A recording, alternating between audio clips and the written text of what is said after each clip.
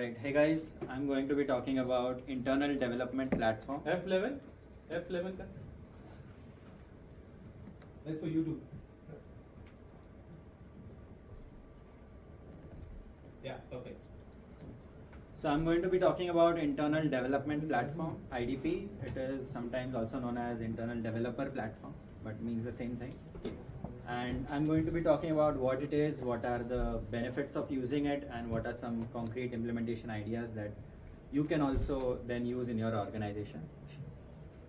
So before that, let me quickly introduce myself. I am Parikh, and I am a senior software engineer at Falkonry. It is a Silicon Valley based startup working on time series AI. And I work as a DevOps and cloud engineer and do all the things in between. And when I'm not working, I'm watching a movie, reading a book, solving a Rubik's cube, things like that. And yeah, this talk is going to be focused. It's going to be short and sweet. But if anybody has any question, we can go in depth and discuss on it. So just by a show of hands, how many of you are DevOps engineers? Okay, 2, 3, okay.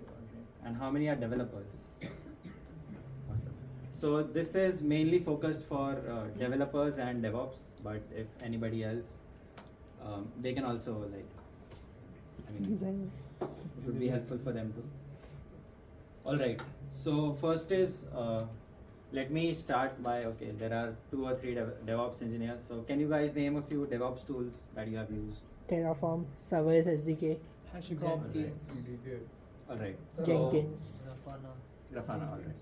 So DevOps is not just about knowing and using these tools. A significant part of DevOps is also about letting the developers do what they need to do for the deployment of their applications, for the development of their applications. And more often than not, you would have to use these tools. So, all right. So basically, IDP, it is internal to your company or organization. Development, it is for the developers to use for their development of their applications. And platform, it is like a platform or a service, maybe like an entire suite of applications. So the main thing is, let's talk about developers. So what do? They make features, fix bugs, write some code, things like that. So when they do all of this, like for example, let's say it's Python, Node.js, Golang, Rust, anything. There are certain steps that are common. So things like writing unit tests, running them, building the code, executing them, deployment, testing, releasing. So these are common steps. So what the developer does is, these are the steps, and that's all they care about. They don't care about how these steps are being executed, what are the tools that are being used to execute them. So there are multiple tools out there. Many of you guys mentioned those tools. And for a developer, writing code that's the only job. They don't want to learn these tools. And as a DevOps engineer, what happens is, many times the developers ask me, hey, this is my code and I have written my code. Can you deploy it in the dev environment so I can test it? And sometimes it's like, this is my PR, I've done all the changes, it's good to go. Can you please run a security scan just for like a sanity test, like okay, it's secure and all of it. So just a security check. Or sometimes like, hey, this is my PR, I've merged it. Can you please update the production environment so I can make the code live. So things like that. So as a DevOps engineer, you don't really want to do all of these tasks all the time for each and every developer, for each and every PR, for each and every feature. So instead, what needs to be done is to make the developers self-sufficient to do all of these tasks themselves. And IDP will help you do all of this.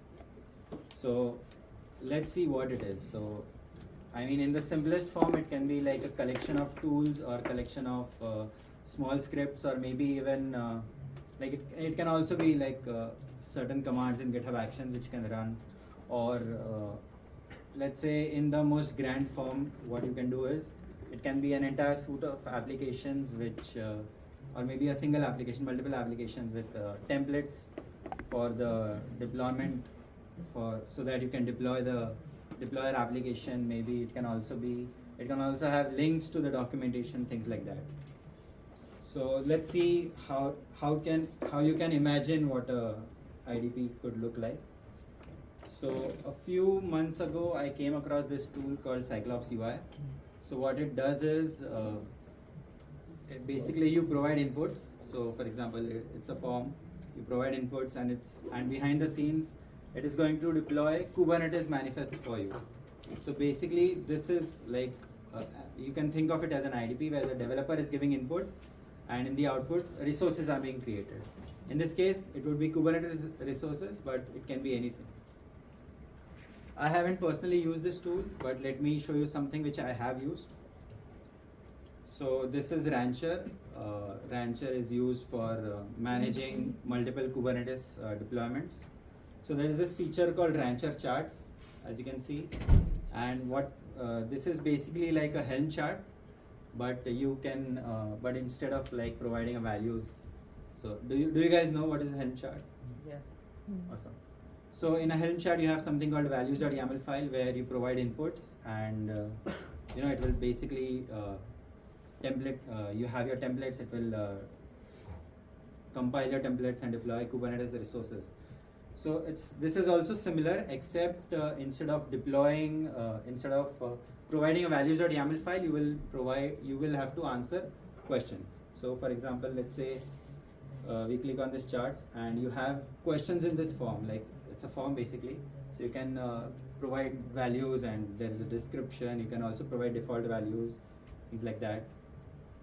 And you can also do things like, if I take the checkbox, more questions will come. So all of that, and all of this is done only using a single file. So there is a file called questions.yaml, and basically what you do is it has a specific format. You just write your code here, like, okay, what is a variable, what is the default value, description, question, answer, all of that, and it's going to show it on the UI.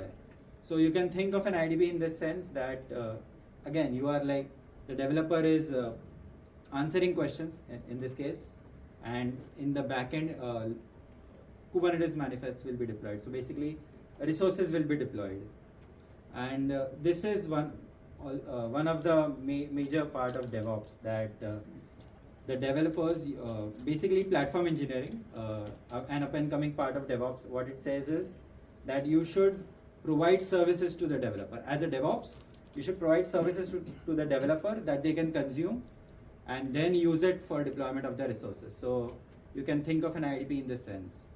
The developers are your customers in this case, and the services that they are going to consume would be the services of an IDP. So let's talk about some of the benefits, and then we can move on to how to implement it. So main part of IDP is that it is self-service. It is like a self-service layer. So the developers are doing all of the things themselves. So any person from DevOps or operations team, they are free to do other tasks. They are free to focus on other tasks, and therefore they don't have to manually do all of these things. So that is obviously one benefit. The other benefit is that since developers are doing things themselves, they are not unblocked on a person or a team's availability. So they can do all of the things themselves. They don't have to wait for somebody to be available or some team to be available. So there is no dependency. That is one of the main selling points. The other thing is, since developers are doing things themselves, they don't have to wait for other people, and therefore the scrum cycles are faster, the release process is faster, and ultimately it results in a faster time to market. The other thing is, all the complexity is abstracted away. So this is one of my favorite things, that basically there are in the back end a lot of things are going on, but in the front end what you see is like all the complexity is abstracted away. It is like put away behind a nice API or a UI, like depends on how you implement it. The other thing is stable software releases. So when every change goes through the same IDP process, so when every deployment, whether it's production, development, or maybe like normal testing, all of it goes through the same IDP process, which basically makes you confident that my release process or my change management, all of it is very secure, it is very stable, and it is very, you're confident. So that is obviously a good thing.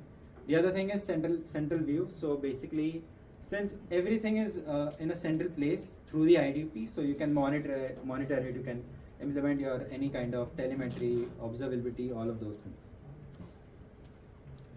So yeah, some implementation ideas. So how do we implement an IDP? So one thing is application Helm charts.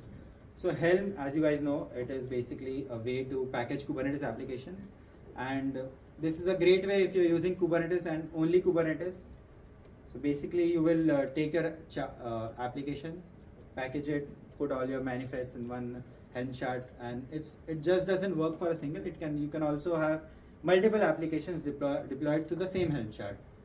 And any kind of value, I mean, you have a values.yaml file. So basically, any kind of variables that you want to define, you define it here. What you can do is, let's say if you want your developers to, don't need to worry about values.yaml file. Maybe they're not interested in that. You can, like as I showed before for Rancher or for Cyclops UI, what you can do is have a UI on top of Helm, or maybe have an application which basically the developer will provide inputs, and then it will compile into a values.yaml file which you can then deploy. So this is obviously one way to go. If you have, let's say, multiple Kubernetes clusters, what you can do is have a default values.yaml file, and then maybe one special file for each cluster which will basically override the values.yaml. So even those kind of things you can do. The other thing is IAC tools. So I mean, everybody uses cloud.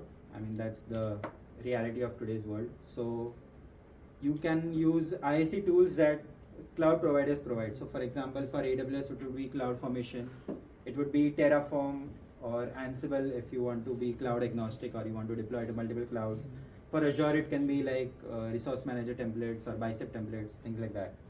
So this is very similar to the previous approach of Helm. The only difference is, in Helm, you would be talking to Kubernetes APIs. In the second one, the IAC tools, you will be talking to cloud APIs. That's the only difference. Instead of creating Kubernetes resources, you would be creating cloud resources. And so if you're just using a single cloud, I mean, go with either CloudFormation or any kind of tool that your cloud provider provides. But if you also want to deploy to on-prem, maybe you want to do other things also, then something like Terraform or Ansible are really good solutions. So both of these are similar. Let me talk about something called branch deployment. So let's say you are using both Kubernetes and cloud, and this is a very common scenario nowadays. And you have like a microservice architecture, pretty common. And for each component that you have a separate, maybe let's say a separate GitHub repo, separate teams working on it, and basically a separate deployment for each of the component, which is very common these days. So in that case,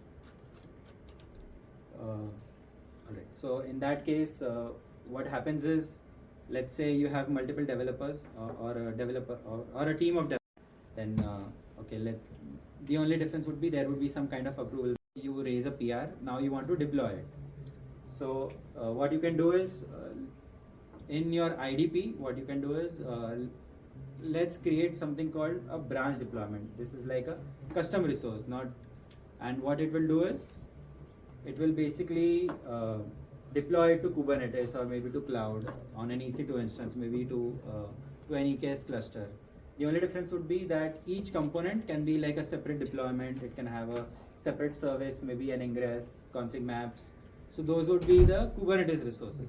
For cloud resources, you could have maybe, let's say, an RDS instance for your database, maybe DynamoDB, or you can maybe also have an S3 bucket, maybe if you want to store some configurations, param store, secret store. There are many things. So a deployment basically consists of multiple resources, but in the IDP, when we say this is like a branch deployment, internally all of this is covered. So it is like a custom resource where the branch deployment will represent all the resources deployed, whether to Kubernetes, whether to cloud, whether it is like multi-cloud or on-prem. So when I say I want to create a branch deployment, I will obviously provide inputs, maybe like the GitHub repo, the branch name, things like that, any other information I want to specify. And internally, it is going to create all of these resources. In the backend, it's going to create all of these resources. And once it is created, it will maybe give me an output. Output could be, okay, maybe this is the branch name, or maybe the issue number if you're using branch names as issue numbers. maybe it will give you the URL of the deployment. Okay, your deployment will be accessible on this URL. Maybe some other, maybe if you're doing something. Who's Chandrasekhar out here? Who came in Jason right now? Huh? Are you pausing? Pause? Susmit, pause? Okay, so basically you have a single component. It has multiple resources, and this branch deployment, that is the custom resource that we have just created, it will basically create all of these resources, give you some kind of nice outputs. So as a developer, all you have to worry about is creating a branch deployment. That's it. And when your work is done, when your testing is done, all you have to do is delete the branch deployment, and internally the IDP will go talk to all of these APIs, to cloud APIs, to Kubernetes, and delete all of the resources for you. So this is how you can imagine. So all you have to worry about is creating a resource. You have to provide inputs, and in the backend, all of these resources will be deployed for you. So this is basically just provide a branch name, your repo name, and that's it. So next is isolated testing infra. So if you implement this sorry. Yeah. I'm not familiar with DevOps, but these resources you talk about, what are exactly, like what resources do you mean when you say that when you're creating a branch deployment, there are resources? Right. So when you have your component, right? You want to deploy it. Let's say it's a Node.js app, or maybe front end app, whatever. So you need maybe a VM to deploy it, right? Yeah. So your resources could be VM. Okay. If you're deploying it on Kubernetes, it would be Kubernetes deployment pods and so on. So those will be your resources. So anything you require, which will be used to access your deployment, those kind of resources. Can also be maybe in your application you are fetching some things from AWS parameter store. Even that, so that entry or that could also be a resource. Maybe you have a DNS record. Maybe you have like a new URL for every component. So even that can be a resource. Anything that is required for you to deploy for your application to work properly. So isolated testing infra. So what this is, if you implement your IDP properly, you will not only create resources, you will also create different environments. So let's say instead of deploying to, let's say, the dev environment, you can like create a whole new environment, deploy resources there, test it. Once testing is done, delete it. You only so you may argue, okay, since I'm creating new environments, maybe this is too costly for just a small feature. I would have to create a whole new Kubernetes cluster. Maybe I would have to create a VPC or a virtual network, then subnets, route tables, so many things, just for testing a small feature. So obviously, that is a valid argument. Or maybe what you can do is do this every quarter, test multiple features in batches. So that way, maybe it won't be so costly ultimately. Or what you can do is, let's say you are running an end-to-end test, so you can do that. Maybe you're running a DDoS test, or maybe somebody is doing some kind of pen testing, so you need isolated resources. So in that case, isolated infra would help you, where you create new environments, so your existing, let's say, load balancers or databases, they won't affect this new performance test. So that would be also one case where isolating the infra would help you. So these were some very concrete ideas which you can use to implement, and that's about it. Any questions? Why with the developers they can destroy the environments later, right? Via the engine. Yes, via the IDP. You can also do many things. Let's say, creating and destroying is one thing. Maybe you want to update it. So when you push a new commit, what you can do is in GitHub Actions, you can maybe call the IDP API and tell it, okay, update, this branch has been updated, please update my deployment. So you can do those kind of things as well. Okay, any other questions? Awesome, yeah, that's about it. Thank you.